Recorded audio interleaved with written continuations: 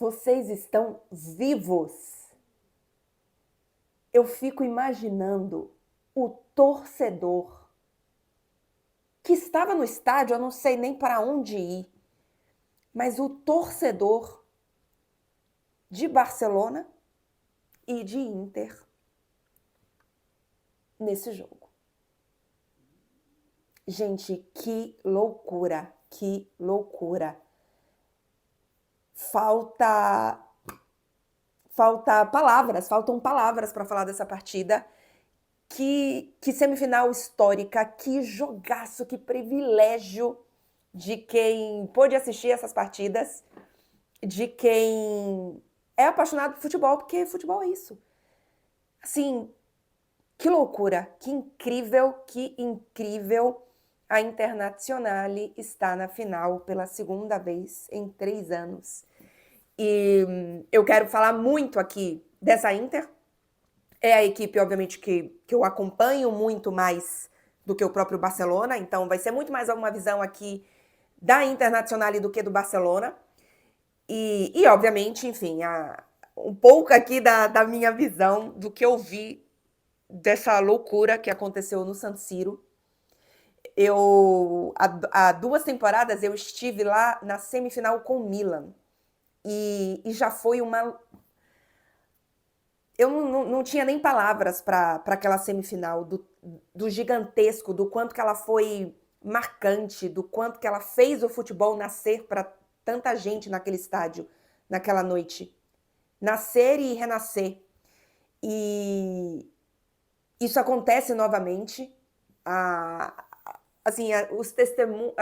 Os testemunhais de quem estava no estádio é de realmente uma coisa incrível. Então vamos falar um pouco sobre esse jogo. Deixa o like por aí, me ajuda por aqui, se inscreve no canal e quero comentários de vocês.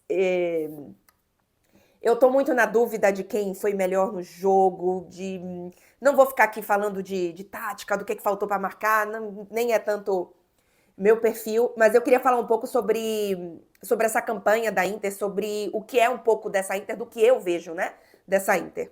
Pode ter gente que acha que vê outra coisa, né? É o que eu vejo, obviamente. Mas foi um confronto absurdo, né? Não só a partida de hoje, são quase 60 finalizações entre as duas equipes nos 2 confrontos, 13 gols, enfim, não preciso nem falar disso aí. A gente tem muitos personagens e muitas histórias a serem contadas nesses 2 confrontos.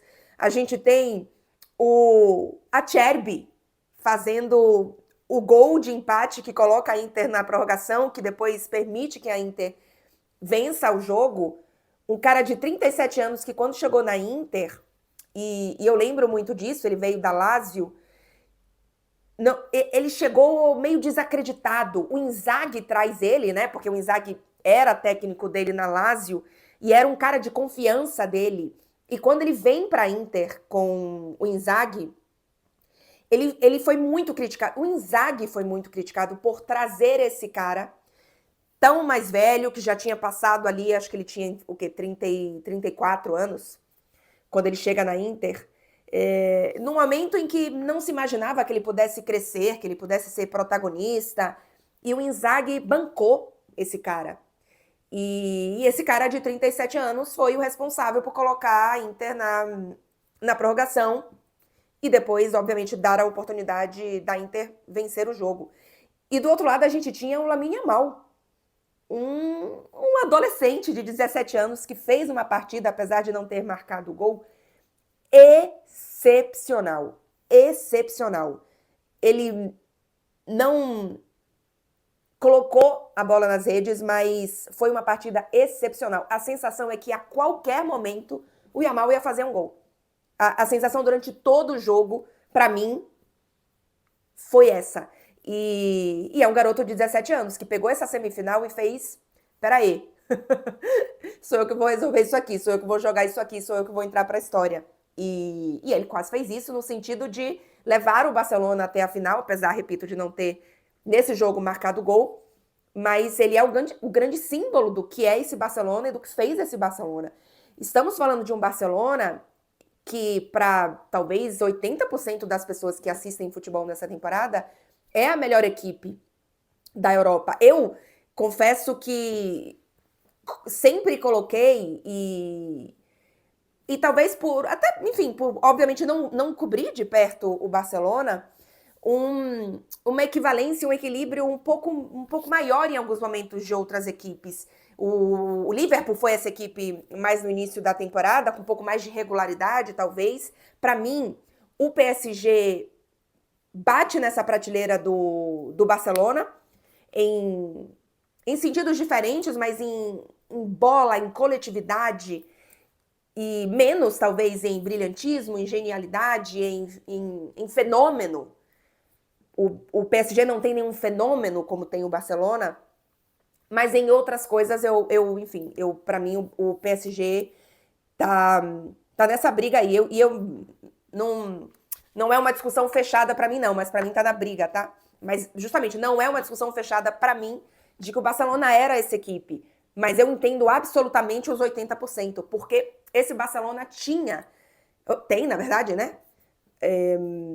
Essa magia e aquela coisinha no futebol que faz o futebol nascer para muita gente, né? Então, enfim, é um Barcelona especial e eu acho que é um Barcelona que tá no caminho certo. É um Barcelona que ainda tem muito a evoluir, a amadurecer, enfim. Mas essa Inter estava muito madura. E é uma Inter que, para mim, inclusive, não é melhor do que a da temporada passada. É melhor do que a que chega na final contra o Manchester City, mas não é melhor do que a da temporada passada. E só para falar rapidamente dos personagens, falei aqui do Acerbi, falei do Lamine Yamal. Para mim, outro grande personagem desse jogo, e conta para mim nos comentários se você acha que ele foi o melhor da partida, do confronto talvez, foi o Sommer.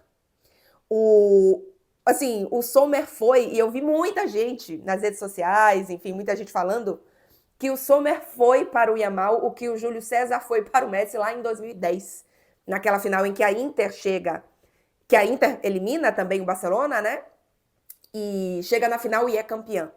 Então, é outro grandíssimo personagem. O Sommer chega com a saída do Onaná, né? Depois daquela... O Onaná era o goleiro da final da Champions, que a Inter tá há 2 temporadas, e ele sai, para mim, o Onaná foi o melhor goleiro naquela temporada, para mim, tá? E ele sai pro Manchester United com o torcedor, assim, sentindo muito que a Inter perdia o Lukaku e o Onaná, 2 jogadores em posições, em setores do campo que definem jogos, né? O goleiro e a ponta final do ataque, que naquela época era o Lukaku, né? A dupla com o Lautaro. E o torcedor sentiu muito aquilo. E aí vem o Sommer e não só faz grandíssimas temporadas, e é um dos nomes dessa semifinal, como o torcedor ainda vê o Onaná entrar num ciclo que é complicado. E vem o Thuram também, né? Outro personagem que a gente precisa falar. Eu falei algumas vezes aqui, aquelas 4 partidas ruins da Inter, acho que são 3 derrotas e um empate, se eu não me engano, mas são 4 jogos sem vencer, acho que é isso, exatamente antes do primeiro confronto, né, com Barcelona, vem de derrota para o Milan. São justamente as partidas sem o Thuram. O Thuram, taticamente, para esse jogo da Inter, especialmente porque a Inter contratou, tem um elenco bom, mas não conseguiu suprir não conseguiu atacantes que não deixem o nível cair tanto quando sai o Lautaro ou sai o Thuram. O Taremi e o Arnautovic não são jogadores da mesma prateleira e que nem fazem também grande temporada. E então, também por isso, o Thuram é um jogador que faz muita falta taticamente. Porque a Inter faz um futebol que talvez muita gente defina como defensivo, porque sim, eu não sei mais os números, mas tinha a melhor defesa da Liga dos Campeões, enfim, na fase de grupos tinha ali um momento que tinha tomado 1 gol só, então, fase de Liga, na verdade. Então, é uma equipe, claro, sabe se defender muito bem, mas que é uma Inter muito direta, né? A sensação é que quando a Inter tem a bola, ela só pensa no vertical. A Inter não dá passe de lado. É muito difícil a gente ver isso dessa Inter. E em alguns momentos, eu acho que inclusive Isso complicou a Inter no jogo de hoje, né? Tinha umas horas que eu falava, meu Deus, a Inter não fica com a bola, a Inter não dá um passo de lado, a Inter não controla. E isso, claro, também tem mérito do Barcelona, né? Óbvio, a partida tem duas equipes. Mas é uma Inter muito vertical. E o Thuram é a ligação dessa verticalidade entre a defesa e o ataque. Ele é o cara que faz o pivô, ele é o cara que recebe a bola, baixa a bola e depois já passa. E ele mostrou outras facetas hoje, inclusive. Um dos lances do gol, né? Em que ele veio pela direita, que ele passa por 2 marcadores, assim, foi uma grandíssima partida do Thuram também. E aí, não quero me alongar muito esse vídeo um pouco para conversar com vocês, para extravasar um pouquinho desse jogo, para finalizar um pouquinho do que eu vejo dessa Inter, e eu falei inclusive isso hoje no Melhor Futebol do Mundo. Não é uma Inter que é imediatista, que se não passasse para a final ia fazer barca, ia, sei lá, pensar em outro caminho, ia mudar de rumo. Não era nesse sentido. Deixa eu consertar isso aqui.